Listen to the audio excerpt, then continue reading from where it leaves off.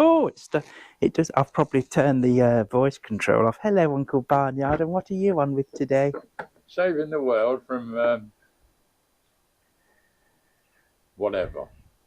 Yeah, that's good enough. Remember this old saying: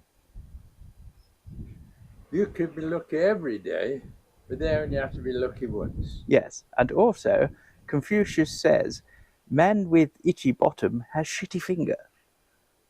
Not if you lick them clean. There's an eagle up there. Right, on that note, bye.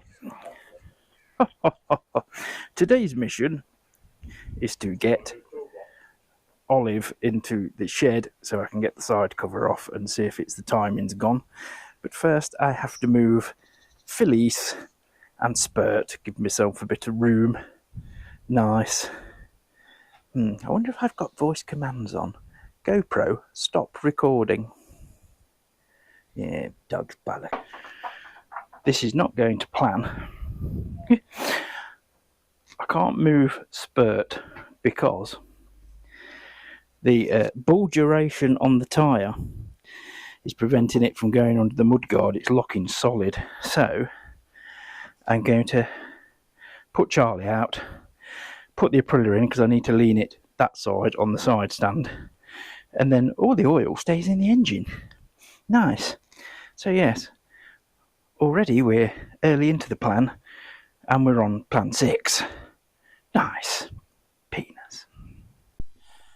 Hello there. Well, we had a swap around and now the job, I'm going to move you over here. Yes. Let's see if you can see this. Penis. Not this penis. Right, next job. Decorative bash plate out of the way. And then we can buzz the cover off pretty much. So we'll get on with doing that. It might be a montage.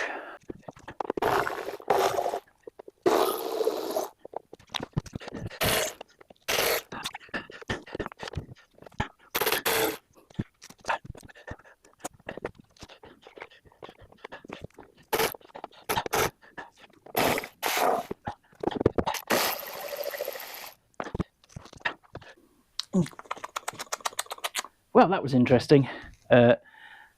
One bolt, despite it having a decent shoulder, has decided to push its way through the belly pan.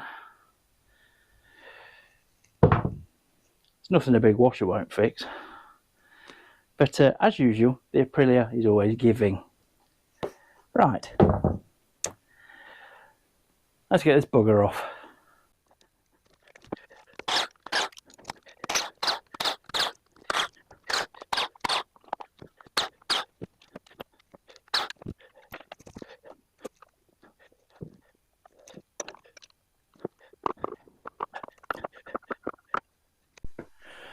Right, the next step is I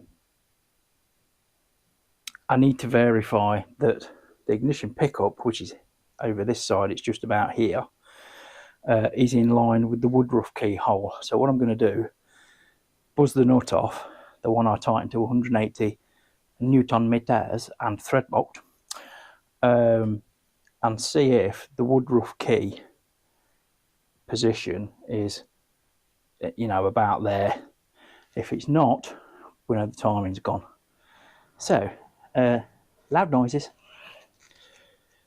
Yes, make sure you go the right way, James. This is a 30mm nut, by the way.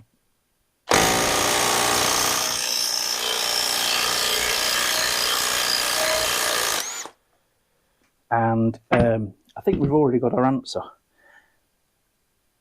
As you probably saw when I was undoing the nut, the flywheel was spinning, which suggests I definitely weren't turning the crank.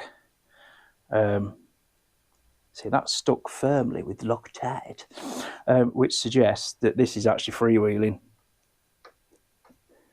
I don't know though, there's not a lot of play. If it's not the timing, it's not a problem to retorque this. Lock the engine up and retorque it, which if I do, I will show you the proper process of doing that. It involves removing an M8 bolt from the other side of the crankcase at the bottom and putting basically a chamfered bolt in at top dead centre, and you lock in the crank web, and it will take 180 Newton meters. It won't round off or anything, providing you use a high tensile bolt. Right, I'm going to do a bit more jiggery fuckery pokering. If it's not this, and the time is not out, it could be something as daft as the coil's gone, or something like that. This bike, a little potted history. Yes, Jim, we want a history lesson. Was laid up for 10 years. I'm guessing because the sprag clutch, which sits behind here, was fucked. Sorry, technical term. It was non-operational.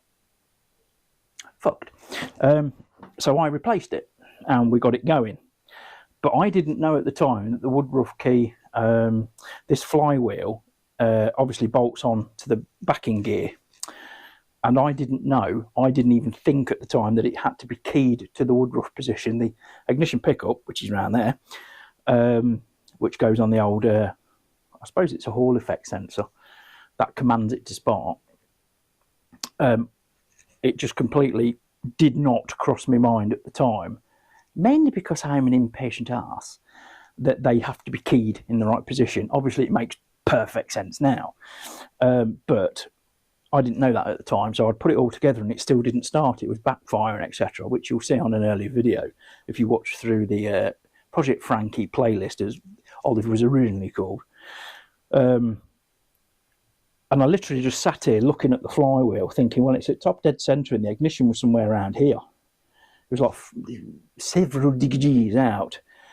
And then it dawned on me, that ignition pickup needs to be on or right next to the hall centre at top dead centre. And that's when it clicked that it had to be timed in. And that's when I read the workshop manual. So anyway, I will proceed to have a look dishnufty at this, and then when and if I get results, I'll bring you back. Yes. Well, the Aprilia delivers again. Let me just take you out of the stand of glance. You can see the Woodruff position is there, and the ignition pickup is there. At first glance, I won't know till I pull the flywheel. It looks like it actually hasn't moved. So the problem may be somewhere else. It may just be, I mean, I had 1.5 gallons in the tank, more than enough to fill the float bowls. So maybe, just maybe, our problem is spark orientated. But because I've had a history of the Woodruff breaking, and it has all the symptoms of the timing being out, that's where I'm heading for first. And it's best to check anyway. It's no problem to Loctite this back on and torque it back up. I'm a past master at it now. But if it hasn't broken, it's going to put joy in my happy little soul. So, yes, I will continue to deep dive. And if all that's all right, we'll get it all torqued back up again. Probably in another video, because this is just a Is It This video. And then we'll crack on from there. Hairy minge. Be warned, loud noises. This is the proper puller for this flywheel hub, and I do believe it's BMW F650 as well. Share the engine. The early ones certainly share the engine. It is that 38 by 1.5, and I do believe that is a 24mm. Don't quote me on it. It is whatever socket I've put down here. Oh, sorry. No, that's wrong, Jim. Why on earth did you think that even fit? It's a 24mm. I've picked up a 27 because I'm a twat. Well, where's my 24? Oh, my 24 is in the tool. I'm going to have to go and get another one now. Fucking hell. Never smooth, is it? Not with me. Once again, loud noises.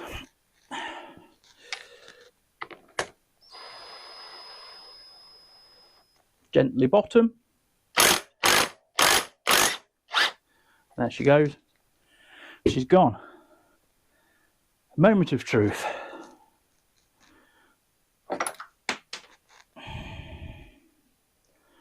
Sprag is okay. Nice. Nice penis. Right, well, the woodruff key jumped out there, but it is.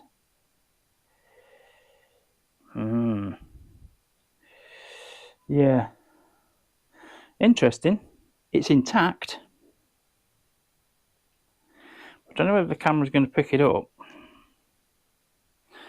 It's got a score line on it. I don't know whether it's going to pick it up. Now, I'm guessing that's perfectly normal. But that is where it would break. It hasn't broke. It's just a score line. And it is a little bit of a wobbly fit. So, it didn't break. The crank didn't move. So our issue lies somewhere else. I'm actually quite happy about that. In the workshop manual, when you put it together, it does say, obviously, Loctite the nut on using this very, very strong Loctite. I think it's, I'm going to misquote this, I think it's Loctite 628. And it does say, put some on the shaft as well. But I come from a semi-engineering background, and I've always been told you don't put anything at all on a taper because it's the friction that makes it work. But maybe we need to. Anyway, that's going to be the end of this one. It was, has it moved? Has the timing moved? It hasn't. So I'm quite happy. I think that's just a score. I don't think that's a break. Which still suggests, it sort of suggests that it may have moved. But was that done when I was talking up to 180 Newton meters? Because it is shit yourself tight. It really is. I'm hanging off the torque wrench to do it. Hanging like a baboon, some would say, was apt. So anyway, that's going to conclude this video. In another video, we'd better make sure we've got spark. I only went to this first because it's the known problem. And it's all right. So great, I can put it all back together. I can at least put this lot back together, knowing it's all timed up, and we'll Loctite it all. I'll clean it all basically with acetate, clean it all the Loctite off, make sure the crank is absolutely spotless, and in there as well, the taper in there, make sure it's spotless, because otherwise friction ain't going to work, baby. But yeah, I will put that back together, but I do believe I need to investigate a no spark, and it could be something as simple as water in the switchgear. So anyway, thank you for watching, thank you for liking, thank you for subscribing, and Nobby, Mr. Lee, I will tag you in this. You know, if you are interested in the Pegaso, I just wanted you to make sure that I'm having a look at it and all that lot, and I'm happy with it to go, because it's going to go in a running state. And you've got a Bert, so it don't matter if it breaks down, does it? Anyway, ta-ra. Well, as usual, there's a little bit at the end. Hope you enjoyed that. And I hope you understand my reasonings for going to the flywheel first. I have just explained it. But basically, it's now shat the woodruff key a couple of times. The replacement flywheel, hub, and what have you that I bought off eBay, brand new, for the sprag clutch, I put on. It was all right for a while. And then the first time the woodruff key went, it was actually here. And when you're trying to spin it over, it will fire. And then I'm guessing the inertia of that fire, big hand gestures, puts a shock through the crank, basically. It's going to, isn't it? And it broke. So we soon diagnosed it. It's just a case of, have we got compression? Have we got spark? Have we got fuel? Yes. Well, it's not running. It's got to be timing. I didn't go down that route this time. But I am strongly suspecting there's no spark. It could just be that the spark plug's floured up and shit up. It could be the coil's gone. Who knows? At the end of the day, this is a 1999 bike. It's 25 years old. And even though it's super low mileage, well, I think it is, it's got 39,000 kilometres, which I'm not sure what that is in miles. What's that? 25,000 miles? I don't know. It's really low mileage for one of mine. The ZZR, for comparison, that's got 32,000 on it. Phyllis has got about, she's in the 20,000s, I'm sure. So I'm not, mileage doesn't bother me. It really doesn't. As long as it's, you know, the oil's been changed regular and shit like that, I'm not really bothered. And I do like to get knuckles deep in some bikes. So, yeah. So the next stage is, when I've got a spare hour, I'm going to come in here, clean everything up, re-torque it, re-Loctite it, get all that bit put back together so we know the timing's right. And then probably the tank's going to come off again because all the electrical gubbins, coil, shit like that is under the tank. So the tank will come off again. Literally all I've done is remove the tank, and then I ran it for a little while to drain the carbs. I put 1.5 gallons in it, and there's more than enough there to pull through to fill the carbs, but I wasn't even getting a cough. So we'll investigate the spark plug. We'll make sure that's sparking. If it's not sparking, I've got a brand new spare. So, you know, it's just a case of going through it. Anyway, this time it really is the end. Ta-da, bye-bye, GoPro, stop recording. Oh, bollocks, I haven't got voice on. Basically, use your finger.